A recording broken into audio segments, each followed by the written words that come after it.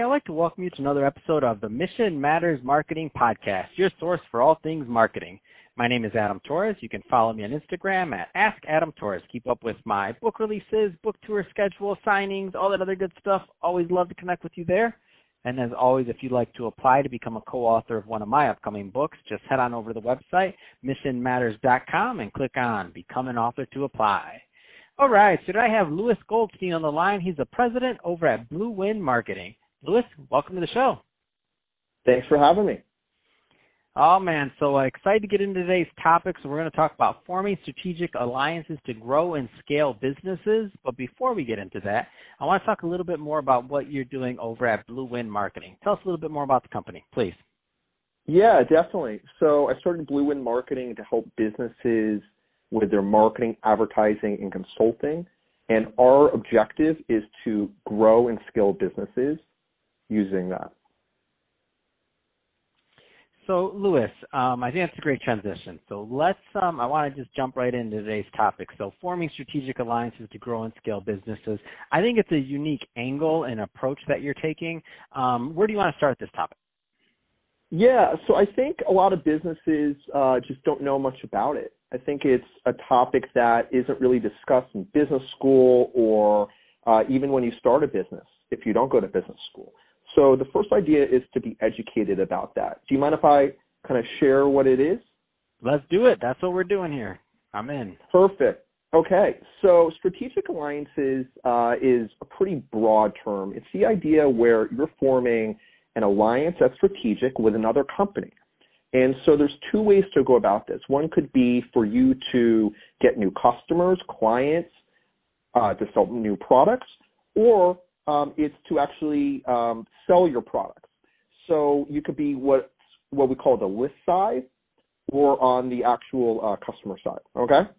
And so the idea is if you are selling, say, wine and you want to be able to provide more value for your customers, you could sell accessories like wine aerators, chocolates, cigars, cheese, other items to your customers because if they already drink wine, they already trust you, you can use that trust or leveraging that trust to provide other products or services that complement but don't compete with what you're selling so you can increase your profit, increase your revenue, and increase your trust with your customers.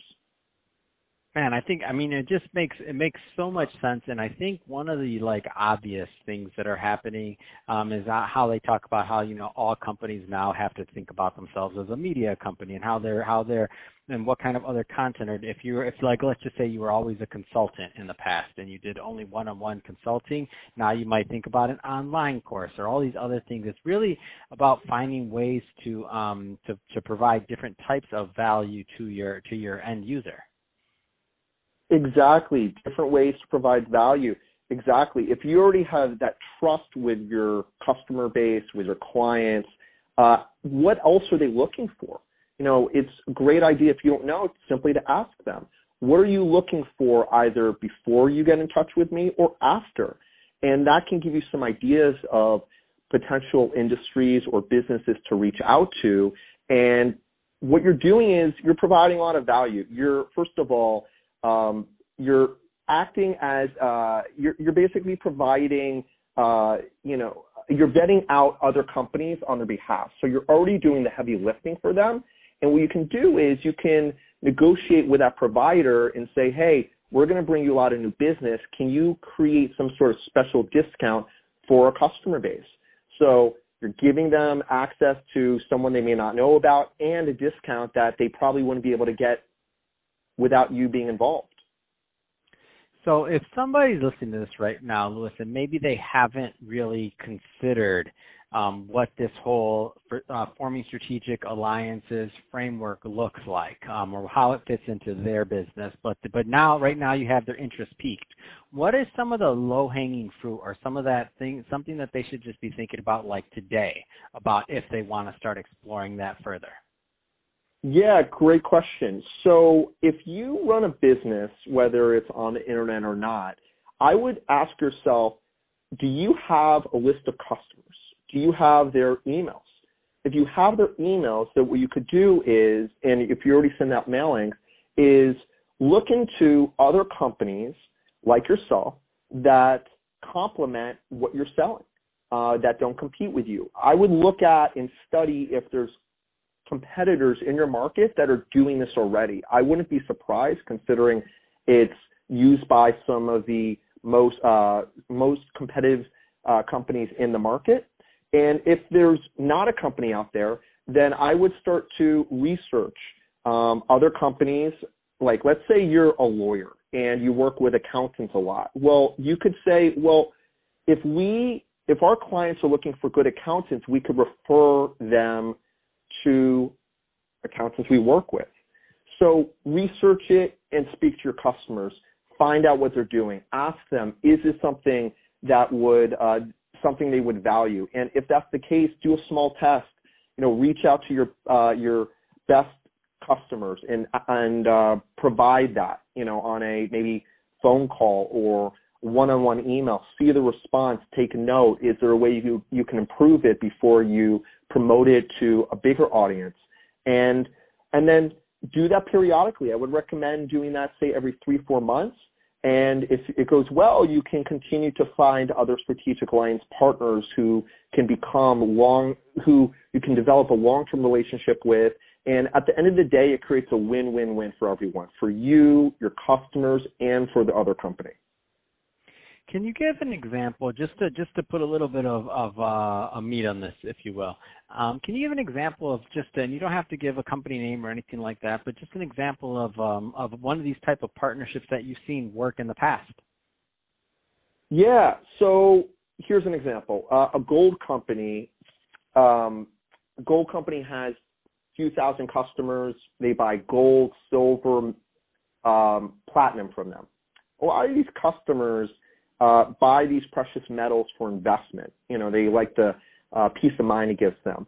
Well, in fact, if you could partner up with, say, a diamond company that sells diamonds and expensive jewels and stones like that, then what you could do is you could talk to the diamond company, say, hey, we have a lot of customers who buy gold from us many, many years. They spend a lot of money. They're probably like your customers. They want to invest in good items, and diamond is a great item. Well, then what you could do is you can promote that diamond company through your website, through your email marketing, whatever the case is, and say, we'll give you a special gift, a bonus, a discount, whatever the case is that you come up with the diamond company. And what you would do is you would split the profits with the diamond company. So if, say, $1,000 is made in profit for every diamond sold, you would get $500 and they would get $500. So that creates a new profit center for you and for them, and it makes it so their acquisition cost is absolutely nothing. Man, that's a great example, and I'm glad you went through it, and it's so succinct, but it's nuts and bolts, and I wanted you to build that out so that some of the people in their cars right now could start, or at their office or wherever they're listening to this, could start thinking about, like, what am I missing right now? What kind of strategic partnerships and or alliances are out there that I haven't even really considered? Like, you're just leaving money on the table. So I love this. I love the thought process, Lewis. That being said, if somebody is listening to this and they want to learn more about working with you and your team over at Blue Wind Marketing, what's the best way for them to reach out and to connect? Yeah, definitely. So why don't you visit us at www.bluewindmarketing.com, and there's a form there, or if you'd like, you can shoot me an email at Lewis, Lewis, at bluewindmarketing.com. And alternatively, I also put together a free weekly newsletter that comes out every Tuesday on some of the best content that I've discovered. It's to educate and inform, focusing on marketing and business. That interests you, come try it out. Absolutely free. You can check it out at lewisgoldstein.com, and the links should be in the show notes. Fantastic. Well, Lewis, really appreciate you coming on the show today and sharing more about your background and all the great stuff you're doing over at Blue Wind Marketing. And to the audience, as always, thank you for tuning in. Hope you got a lot of value out of this. If you did, don't forget to subscribe to the podcast, leave me a review on the Apple iTunes Store, and if you're watching this on our YouTube channel, Mission Matters Marketing, definitely give us a subscribe there, but also leave us some comments in the video. Love to know what kind of projects and things that you're working on. And Lewis, thanks again for coming on the show. Thanks for having me.